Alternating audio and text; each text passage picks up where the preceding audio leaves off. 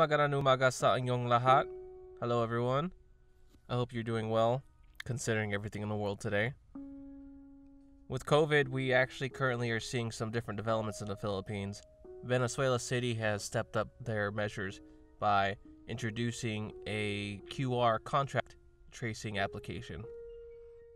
Essentially, what will happen is visitors and residents will have to have a QR code. Anyone can download and create their own, but the purpose is to reduce or trace COVID infections.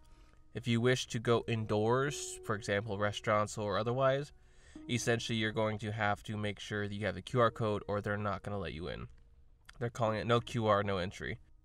So if you're visiting Valenzuela City soon, keep that in mind. Now, this does sound a lot like what was going on in China with the contact app tracing.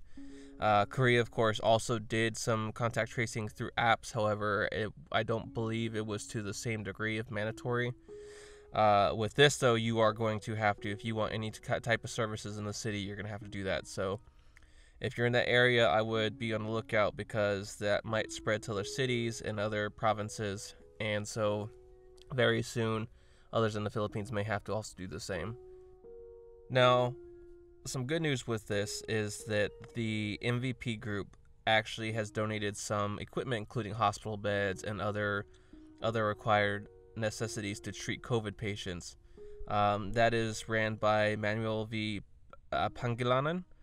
He's an industrialist in the Philippines, I believe in the Manila area, but operates throughout the Philippines. Now, of course, this is good news to have equipment donated. Already, hospitals and medical facilities around the country they're running out of materials. And as we've talked about recently, some of the frontline healthcare workers are asking for another community lockdown. In general, everyone should try to reduce any accidental injuries or illnesses. Obviously, no one in general wants to get an illness or injury, but right now, considering everything that's happening, if you could have previously received care for something, you might not be able to, or there just might be too many people ahead of you. So just, keep in mind, be very careful out there. Related to the health area, Justice Secretary Menard Guevara with the Task Force PhilHealth, it says they actually submitted their documentation early. They had until the 14th to return a report on the corruption on PhilHealth. As some Filipinos may be aware, they were being investigated by a task force because of potential corruption. It sounds like this report does name some individuals they're going to recommend charges against for criminal liability. So if you were covered by PhilHealth and they charged you for something they shouldn't have, or you were billed, it sounds like you're probably going to receive more information. So if you are in that network, keep an eye on that one. And finally, with the health field, we do have a report from Dr. Lee Mengyong. She is an expert from, I believe, I actually can't remember if it was from Beijing or Hong Kong, but she was sent to the Wuhan province to do an investigation about a virus. And long story short, it does appear, at least according to her, she is saying that this was a planned virus developed in the Wuhan labs as a military virus. Now, of course, whether it got accidentally released or this was just a test, it's impossible to say. I don't know how well known it is in the Philippines, but the U.S. military, the Navy, actually conducted something called Operation Sea Spray, where in the 50s, they sprayed one of the largest cities in the country with airborne bacteria and aerosols. That was, I believe, San Francisco. The Operation Sea Spray they aerosolized the entire population as a test. Now, if these reports are true from Dr. Lee Mengyong, then of course that leads open to questions of accountability.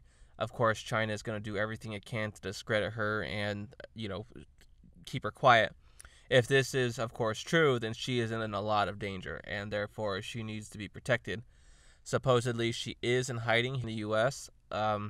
If that is the case, hopefully she does remain safe. She is supposed to be publishing information that based on the virus DNA, the genetics, you can actually, according to her, you can tell that this was developed as a weapon. Now, this is interesting because this is something I have been pointing out for a while now. In 1997, 1998, the U.S. Secretary of Defense warned about countries that were developing bacteria and viruses in labs. Other countries are using weather weapons. For example, the U.S. military has warned that you can create earthquakes and volcanoes or set off volcanoes using electromagnetic radiation. So if you start seeing, cluster earthquakes that just don't make sense and volcanoes going off, then, obviously these are natural phenomena that have existed long before humans. However, once humans can themselves interact and initiate these types of changes, we have to be careful. And a synthetic virus is, of course, nothing new. Humans have been using biological warfare for as long as we've been alive. If this is the case, be prepared, because this will probably lead to a lot more conflict. Once countries around the world start looking at this and they say, hey, one country caused this intentionally, there's going to be some serious issues. Despite the Chinese defense secretary, I believe he's a defense general, but despite him coming and meeting with Duterte, I don't believe that that's going to end positively when it comes to the South Chinese Sea, quote unquote, which is the Philippine Sea.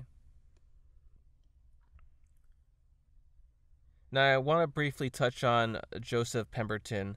For those who aren't aware, Joseph Pemberton was a U.S. Marine that in 2014 had strangled Jennifer Loud and caused her to drown. And so, as a result, he was charged, and recently the courts actually granted him early release due to, I believe, good behavior, which is ridiculous in its own right.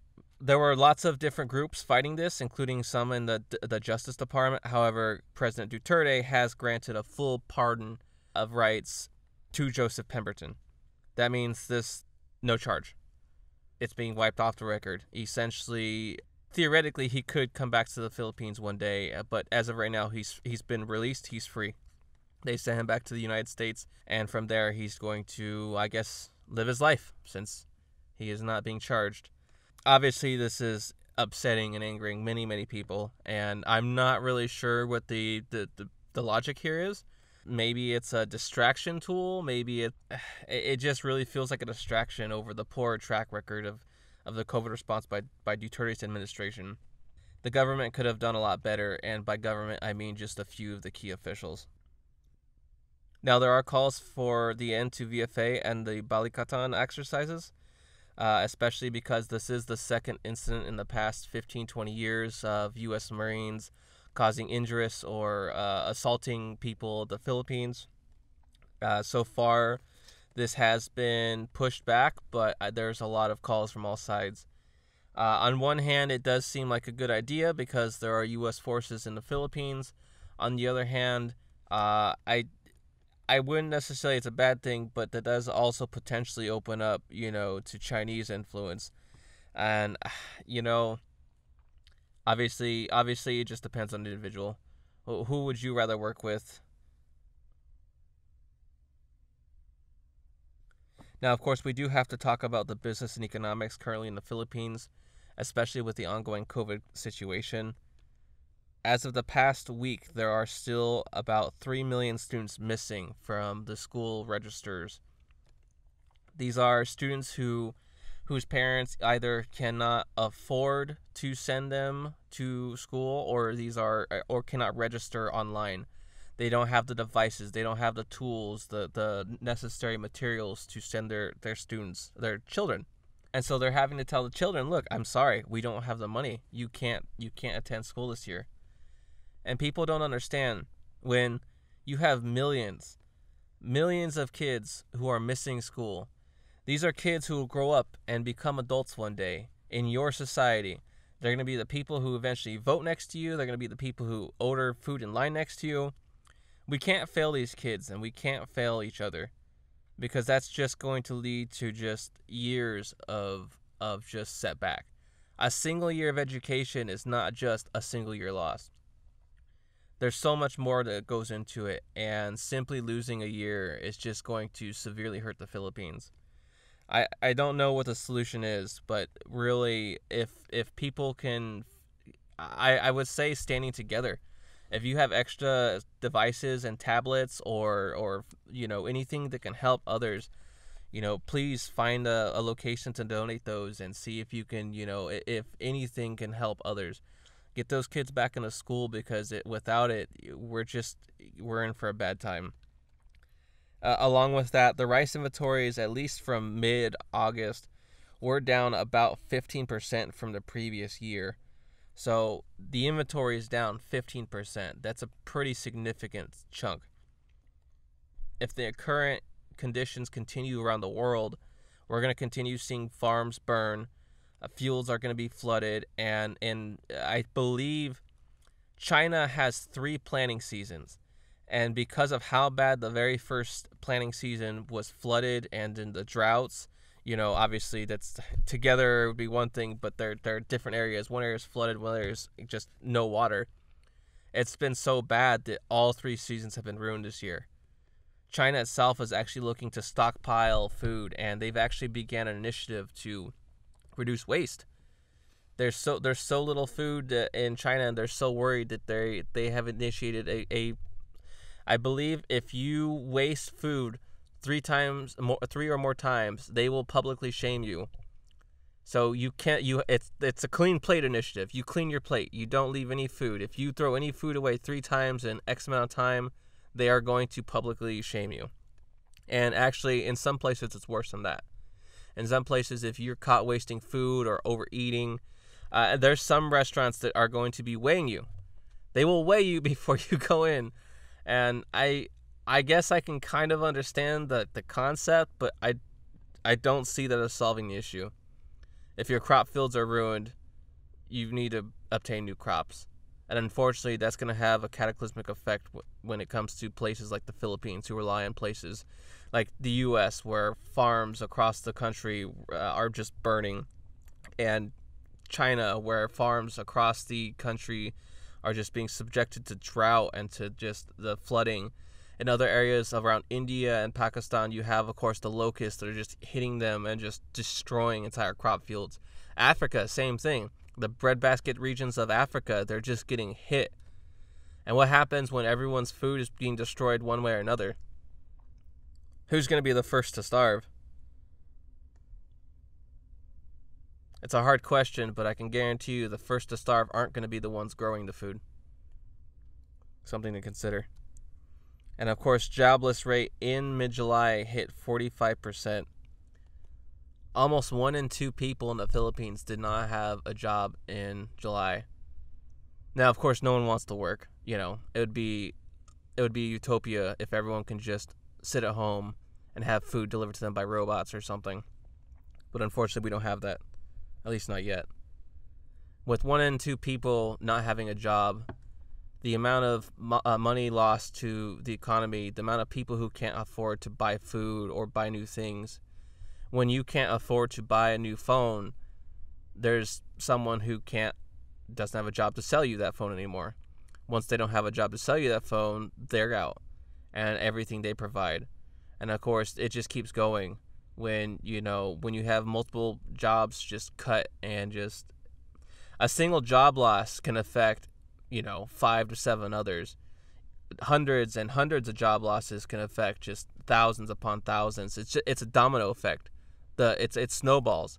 The more job losses you have, the more detrimental, the more people suffer, and the more likely, of course, you are to have people kicked out and live on the streets. These are serious times, and of course, there is still a lot of positivity going on. A lot of people are helping. A lot of people are pitching in, doing what they can. We just have to stick together. As a human race, no one should have to suffer. No one should have to worry about being killed. Starving is something we don't want anyone to have to go through. If you can do anything to help your fellow neighbors, do that. If you can do anything to help others, do that. But of course, make sure to take care of yourself.